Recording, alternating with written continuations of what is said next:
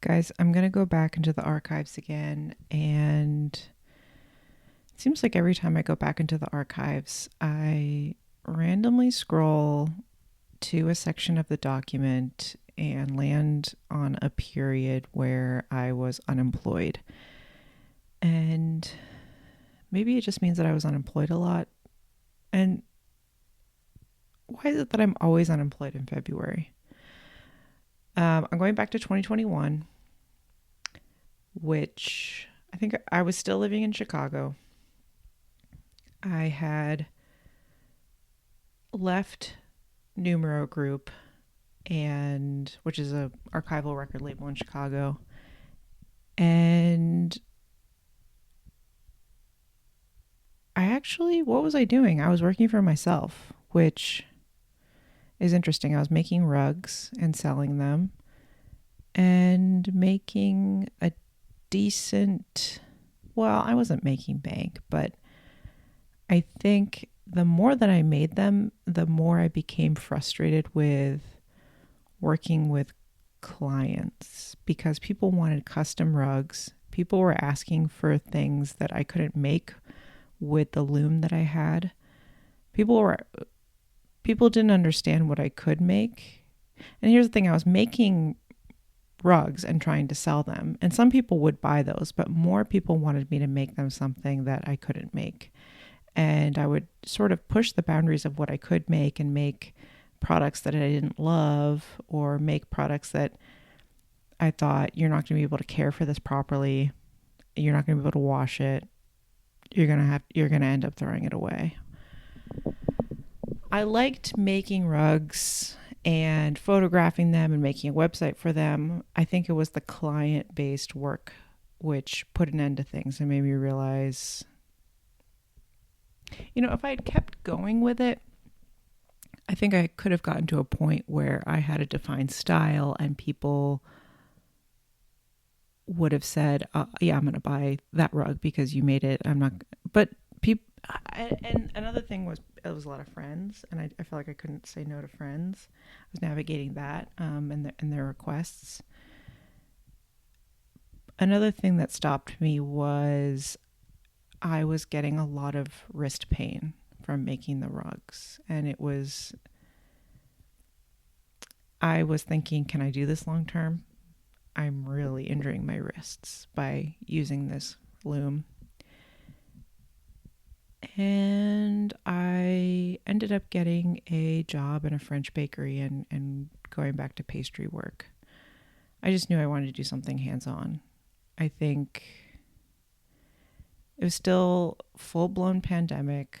I had to transition into working from home at Numero and not being able to work with archival material and being in the archive and working with the tapes and the tape machines and transferring audio and reel-to-reels and just doing computer work, I think was super depressing. And I really wanted to do something hands-on, and I got hands-on with these rugs.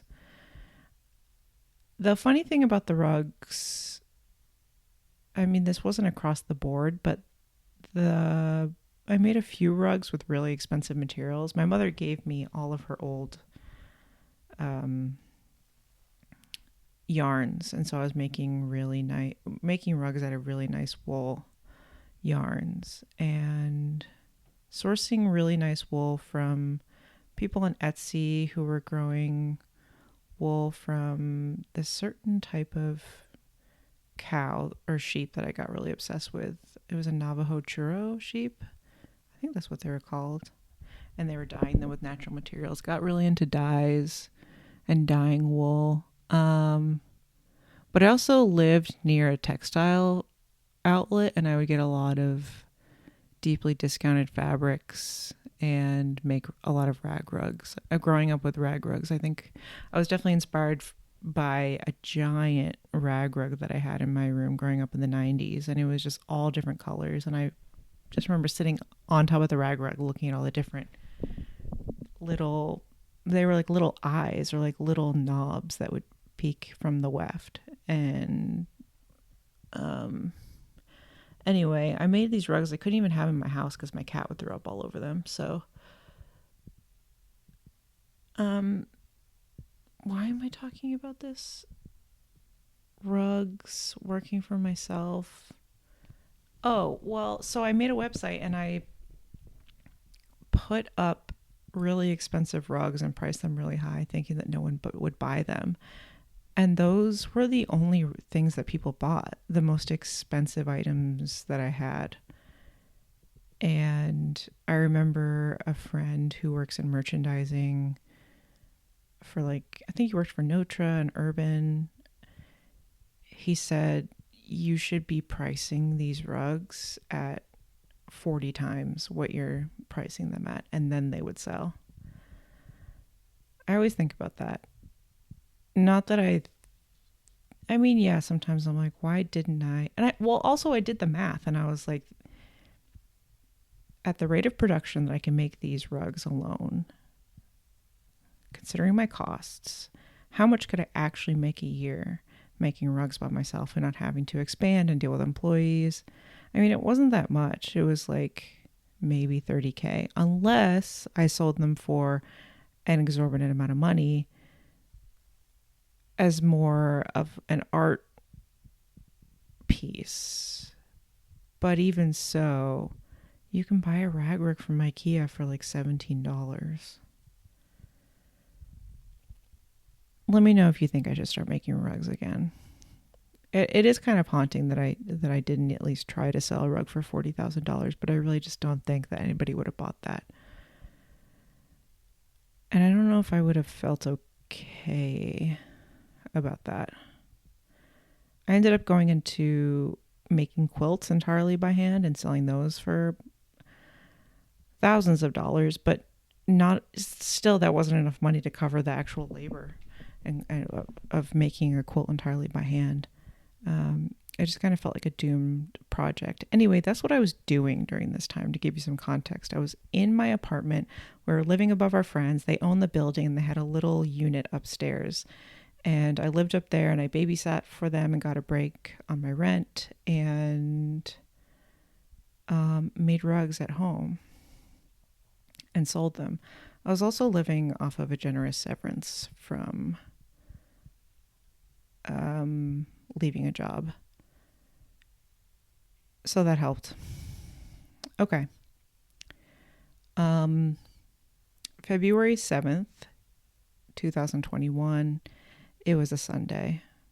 9 a.m. Ruby coffee with half and half and yogurt with blueberries made at home.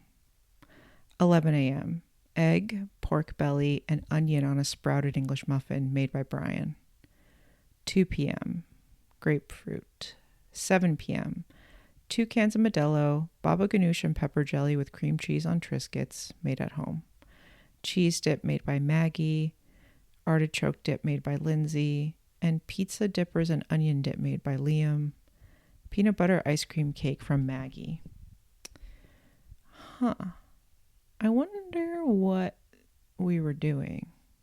I think that maybe... Oh, you know what? I think this was... I think maybe this was the Oscars. And our downstairs neighbors hosted the Oscars. And we all brought dips. And I made baba ganoush. Someone made pepper jelly. I think Brian made pepper jelly. Maggie Winters, famous comedian, was a sibling of my downstairs neighbors, and she made cheese dip apparently, artichoke dip, pizza dippers, onion dip. Liam Winters, Maggie's brother, is anytime we had a party, he made onion dip, and he was the king of onion dip. You got to let it sit overnight. I learned from him. And he was making sourdough bread before it became a trendy COVID thing. I think because he was also a king of unemployment, so he was at home making sourdough bread and was really on the sourdough bread trend.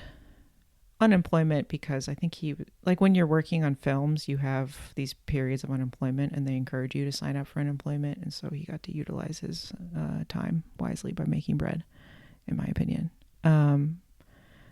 Okay, I think this was not a Super Bowl party, an Oscars party, because I think this was the Oscars where we were watching the Oscars. we're really just hanging out. But if you know about Tim Heidecker at all, you know, of Tim and Eric, he has a show with Greg Turkington called On Cinema, and they do an Oscars special every year. And it's the best show I've ever seen. It's my favorite show of all time. But at the time, I didn't know what it was, but our downstairs neighbors, Bart Winters, he was a huge fan. So he had the Oscars special playing. And On Cinema is one of those shows where you can't just come in halfway and understand what's going on. You have to watch it from the beginning because it builds so heavily on itself. And so we had the real Oscars on one screen, and then he was playing the On Cinema Oscar special on another screen. And I couldn't take my eye away from it because it was so... I mean, it was chaotic, and I didn't understand what was going on, but I knew that I liked Tim Heidecker. But because I couldn't appreciate it because I hadn't seen previous episodes. Anyway, I think back to this party a lot because I was watching my favorite show, but I couldn't appreciate it because I didn't have the context for it. And if you haven't watched On Cinema, you need to go to YouTube and watch it. There's a lot of the earlier On Cinema stuff is on there. So if you want to watch more recent seasons, you need to sign up for the High Network and pay. But you can just, pay for a month and get through it. It's a must watch in my opinion. I mean, and it's not like when people tell you have to watch this show and it's going to pay off. It pays off from the beginning a little bit, but like it really pays off starting in season 7, 8, 9, like with these, court cases, and you just have to watch it. Anyway, the Winters were always the best at hosting parties. I do miss hanging out with them a lot and living above them. And this dip theme party reminds me of what I'm missing out on, really, by leaving Chicago. I made baba ganoush. This is something that I've made, I don't know, maybe like 5 times now, and it's never as good as in the restaurant. What I think I'm doing wrong is I'm not draining it enough. But the baba ganoush was decent enough to serve it to people. February 8th, 2021, it was a Monday. Leftover coffee with half and half. Pepper jelly, cream cheese, and baba ganoush on toast made at home. 1:30 p.m. Blueberries, Triscuits, and baba ganoush. 7 p.m. Mall chicken, mustard greens with mushroom, sticky rice, and radish made by Brian. Glass of Cabernet.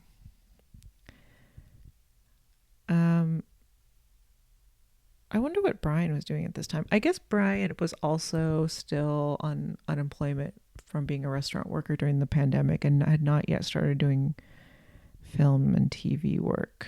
So he was home making dinner. And there was a period of time in Chicago where he was making mall chicken, which was really like it was like a sweet and sour chicken, but it had ketchup in the sauce. So it tastes exactly like mall chicken. I don't know how else to describe it. When you're in the mall food court and there's a person standing there with a tray of samples and it's like a sweet and savory glazed fried chicken, that's mall chicken. February 9th, 2021, it was a Tuesday. 11 a.m., Ruby coffee with half and half and yogurt with blueberries made at home. 12 p.m., crackers and baba ganoush. 3 p.m., Doritos. 6 p.m., leftover mall chicken and a bottle of Hacker-Shore Weiss beer. 8 p.m., mashed tarragon potatoes and turnips with crispy Brussels sprouts and pork belly made at home. I don't really cook pork belly. I don't know why. I think I'm a little bit afraid of ruining it. I wonder if I made this or if Brian made it and I didn't specify. But that sounds great.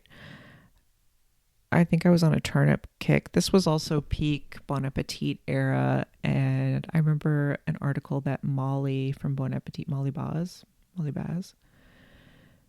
she did like a 10 ingredient chicken pot pie recipe, and her thing was swap out the carrots with turnips, and pretty good tip. So I think that's what I was into. And Hacker-Shore Weiss beer. I'm not a huge Weiss beer fan. They kind of taste like bananas to me. But we had access to a lot of German beer, so that's what was going on. February 10th, 2021, it was a Wednesday. Ruby coffee with half and half and leftover mashed potato and Brussels sprout latkes made at home. 12 p.m., Doritos. 5 p.m., Triscuits with baba ganoush, pepper jelly, salami. That sounds great. Weird. Didn't really eat a lot of food. I wonder what was going on. Usually on days like that, when I'm not eating a lot of food, I'm sometimes upset about something. Also, leftover mashed potato and Brussels sprout latkes. I don't think that's the best. I mean, that's bubble and squeak. That's more of like a British thing. I think I just wrote latkes because I think I'm more familiar with latkes than bubble and squeak growing up or just being surrounded by more Jewish culture growing up. And school, like my high school was at least half Jewish, college heavily Jewish. I think latkes are more something I'm familiar with. I guess it works. It's the same thing, right? Just a different word. February 11th, 2021, it was a Thursday, 10 a.m. Leftover coffee with half and half, yogurt with blueberries, and black tea with honey made at home. 12 p.m. Leftover potato and turnip mash with sour cream made at home. 6 p.m. Mapo tofu over rice made at home. Yeah, making that Mission Chinese Mapo tofu recipe, which I still make. It's the only one I will make. Normal, even like a good Szechuan place that offers Mapo tofu. I don't know. I've tried a lot of different Chinese places and ordered Mapo tofu. It's always a little bit different. It just never compares to the Mission Chinese Mapo tofu. That recipe is king. And I would highly recommend that you try it.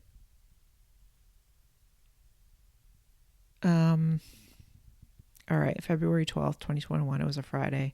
10 a.m., Ruby coffee with half and half and a sunny egg over leftover potato and turnip mash made at home. 2 p.m., almonds, leftover Mapo tofu over rice. 6 p.m., Ruffles and onion dip, glass of white wine. 9 a.m., can of lighthearted ale, toffee chocolate. Must have been hanging out with Liam Winters that night because we're eating onion dip. And can of lighthearted ale. I feel like they were having a lot of light or hearted ale. It's Two Hearted Ale. I don't know if that's just a Midwestern thing, but I think it's a Michigan brewery. They have the Two Hearted Ale, and then they came out with a lighthearted ale, which was like a lighter version of their beer. Very hoppy. I feel like this was also the summer of 2021 was the year that we ate a lot of those dark chips, rainbow chips from Michigan that are just all burnt chips. Wonderful product. February 13th, 2021, it was a Saturday, 9 a.m., Ruby coffee with half and half and a sunny egg over leftover potato and mustard green mash made by Brian. 1 p.m., almonds. 5 p.m., lasagna made by Brian and a glass of Barbera d'Alba DOC. 8 p.m., can of Half Acre IPA, popcorn from the Music Box, and a cookie dough cupcake from Molly's. Okay, so I think Brian made a lasagna because it was kind of Valentine's Day. I remember distinctly him making lasagna for Valentine's Day. I think he did the bechamel, the more Italian style, not the American style lasagna with the ricotta and the ragu. More the bechamel style lasagna. Brian loves to make a white lasagna. And then that night, it was our downstairs neighbor Bart's birthday, and he rented out a theater in the Music Box, and which is a great theater up in the north side of Chicago. And we watched The Thing with Kurt Russell, which I had never seen. It's pretty good. I like Kurt Russell. I don't know if that's the movie for me. But I'll go to the movies and eat popcorn. It was also COVID. This was all pre-vaccine, and we all sat really far away from each other in masks and watched a movie together. So that always dampens the mood. February 14th, 2021, it was a Sunday. 10 a.m., Ruby coffee with half and half, leftover mapo tofu over rice made at home. 2 p.m., leftover lasagna. 5 p.m., can of Miller Lite and leftover lasagna. What a cozy day. We lived in a really cozy apartment. I love that apartment. An old building with a big butcher block island in the middle. We didn't have cabinets in our kitchen, which was hard with cats. But overall, I really do miss that apartment. We were in Pilsen. February 15th, 2021, it was a Monday. 9 a.m., Ruby coffee with half and half, and tamagoyaki over vegetable fried rice made at home. 1 p.m., leftover lasagna and toffee chocolate. 4 p.m., leek pesto noodles made by Brian. 6 p.m., oat milk and almond chocolate. What? Was I drinking a glass of oat milk? Or is it oat milk and almond chocolate? I don't know. I wonder if I made tamagoyaki, because it seems like something Brian would make. Leek pesto noodles sounds good. February 16th, 2021, 10 a.m., Ruby coffee with half and half, and roasted ricotta bread with butter made at home. 2 p.m., cottage cheese with sriracha made at home. 5 p.m., half of a fast break bar. 7 p.m., can of lighthearted ale and fried tofu and vegetables with Szechuan chili sauce over rice made at home. 8 p.m., chocolate covered Oreo from Munson's. I was saving this chocolate covered Oreo. Well, I wonder if I got the chocolate covered Oreo from Christmas or from Valentine's Day, because up until recently, my parents were still sending me Easter baskets and Valentine's Day baskets. They stopped eventually, which is, my life has never been worse. But for a while, we're getting chocolate from Munson's or Dietz's. I've talked about Dietz's before. It's an Ohio family-owned ice cream and chocolate and candy maker that my dad used to work at as a teenager, and heavily sponsors to this day. Munson's was the chocolate place that we grew up with in Connecticut, and they're great. I think I remember when I was in high school, my dad, he worked in a chocolate shop when he was in high school.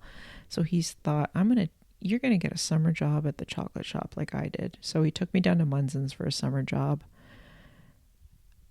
And we talked to the kids working behind the counter, and they were like, no, we don't do that. Why would we just hire you for the summer? Why would we train you and then you just leave? And I remember my dad walking out of there just like so bewildered, realizing that the world was changing for the worse. And I felt bad for him. I feel like his dream was crushed. I didn't want to work there, but he wanted me to work there. And yeah, I don't think I ever had a summer job because nobody would hire me for a summer.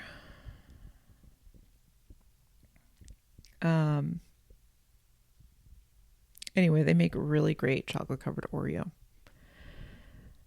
February 17th, 2021. It was a Wednesday. Ruby coffee with half and half made at home.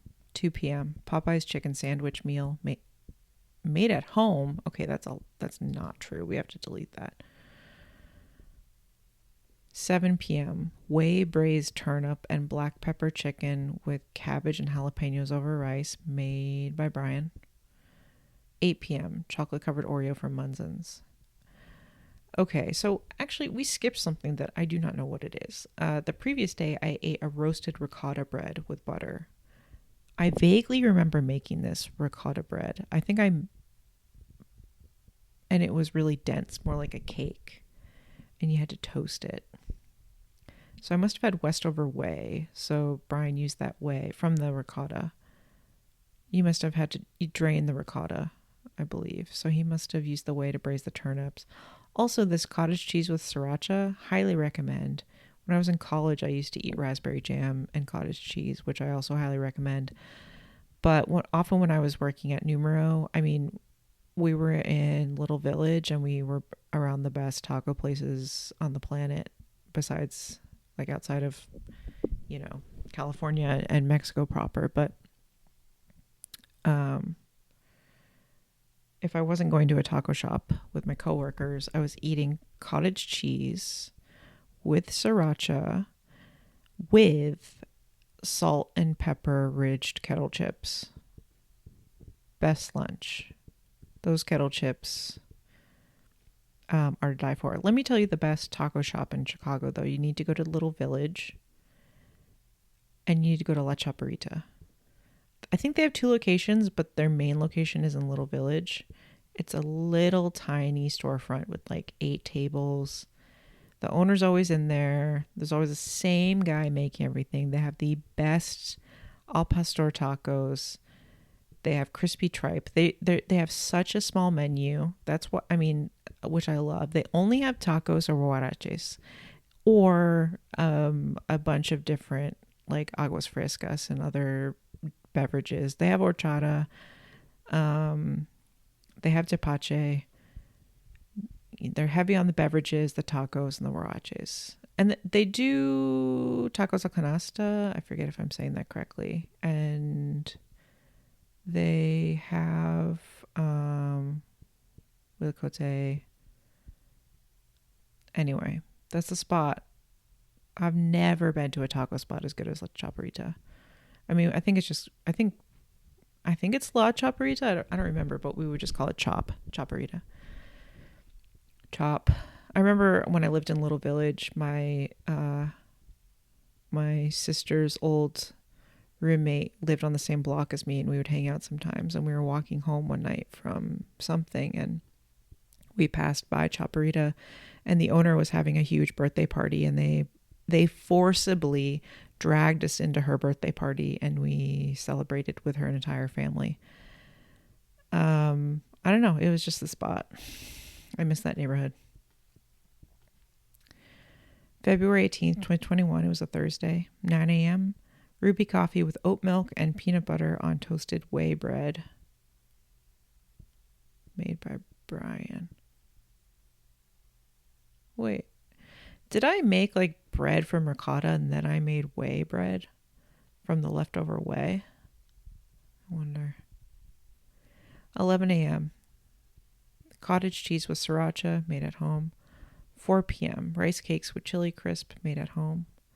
7 p.m. Shaved Brussels sprout salad and pizza from Bob's. Fannie Mae chocolate and half of an Allagash river trip. Bob's Pizza was good. That was the last meal that we ate before we left Chicago. We didn't have anything in our apartment. We had to order pizza that night, and we ordered from Bob's. They did a pickle pizza before that was popular and trendy, which was gross to me. But people loved it. But they have really good pizza. The owner, I remember the first time Brian and I ate there, we went in And I wonder actually if this was the day we ate in the restaurant. Actually, I think that was daytime. I don't remember, but we went in there and ate, and it had just opened, and the owner came out to us, and he was just like, "Thank you so much for coming by. I really appreciate it. If you ever need anything, I mean, if you ever need anything, let me know."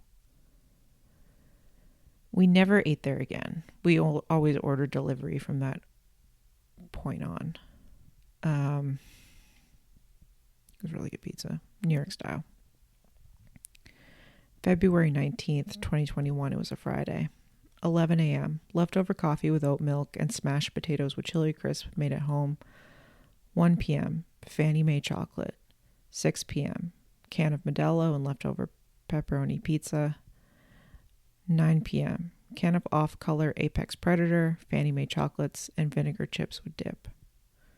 I wonder if we were hanging out with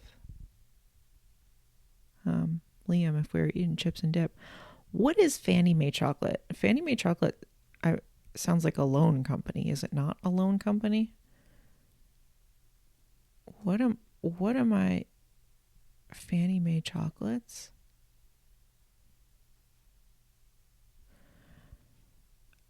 Okay, so apparently there's a chocolate company called Fannie Mae, but there's also like a loan company called Fannie Mae. That's confusing. Off Color Brewery in Chicago, highly recommended. They are heavily influenced by Allagash. They do a lot of like sour, floral. It's great. One of the guys I still do projects with, but worked with at Numero, and then he has a studio on his own. Tim Marine. He does their design work for them. February 20th, 2021, Saturday. 9 a.m. Ruby coffee with oat milk made at home and a quarter of a pastry from El Nopal. 1 p.m. Leftover Szechuan vegetables and tofu over rice. 4 p.m. Rice cake, vinegar chips. 6 p.m. Can of Modelo, Flamas Doritos, and dip.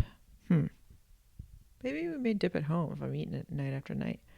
I don't know. What are Flamas Doritos? I mean, we probably got something from across the street.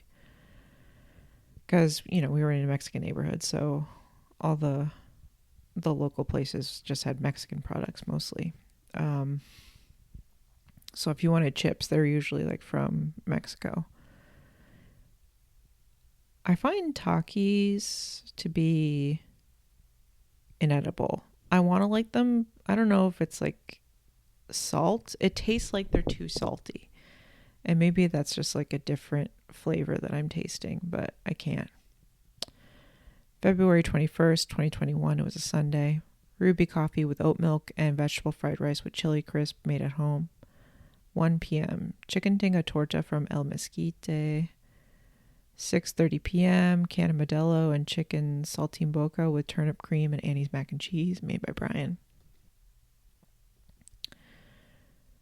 When I lived in this apartment, I lived across from many Mexican restaurants, many of which were good, but one was El Mesquite, that's what we called it.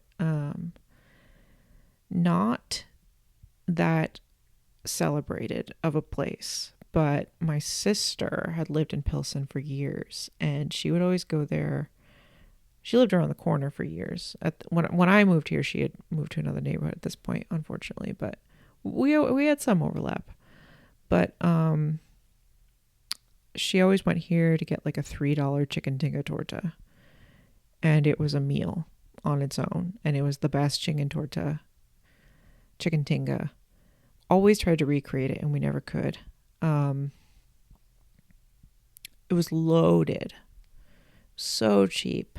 I mean, if there's ever a time where like you really couldn't cook, you just go across the street and get one of those, get a couple of those. And I was always drinking Modelo. It was dirt cheap. It was everywhere. It was water. I remember when I moved to North Carolina and tried to buy Modelo because I was missing it. It was like double the price, and I put it back. I mean, I couldn't believe it. Also, what is chicken saltine boca? I remember. I mean, I don't remember. Saltine boca.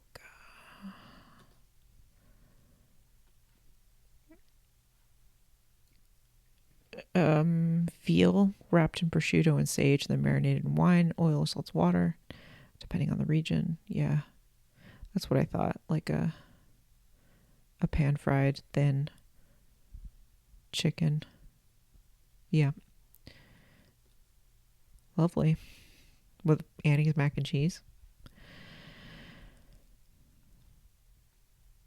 Well, um,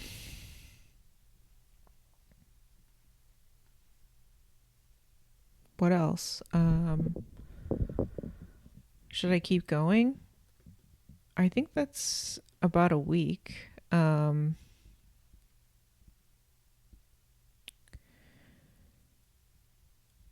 I was eating a lot of rice cakes and oat milk. I don't know what was going on. Maybe I was on like a little bit of a health kick, feeling like I'm not moving my body. It's winter in Chicago. I need to eat healthy. Some vegetables and tofu over rice action. It's the early days of me making that at home.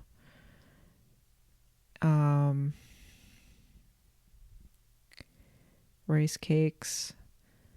I don't know. It doesn't seem like I'm eating a lot. I will say eating half of a fast break bar reminds me of growing up. My sister Anna always had certain foods that I think she ate all the time, and fast break bars are one of those foods. I don't even know if they make them anymore. Fast break bar. Let's see. Yeah, I thought they went away for a while. And then I guess they brought them back. I don't remember. I think they disappeared. Let's go to their Wikipedia page and see what's going on. No, that's a movie called Fast Break. Let's see.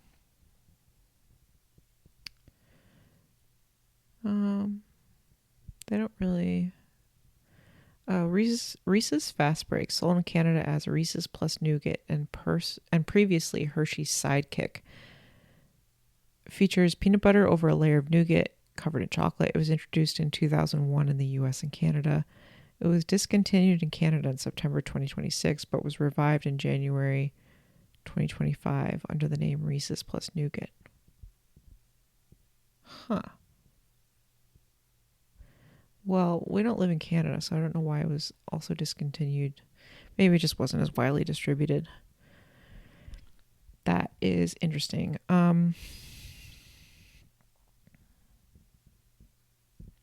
Okay.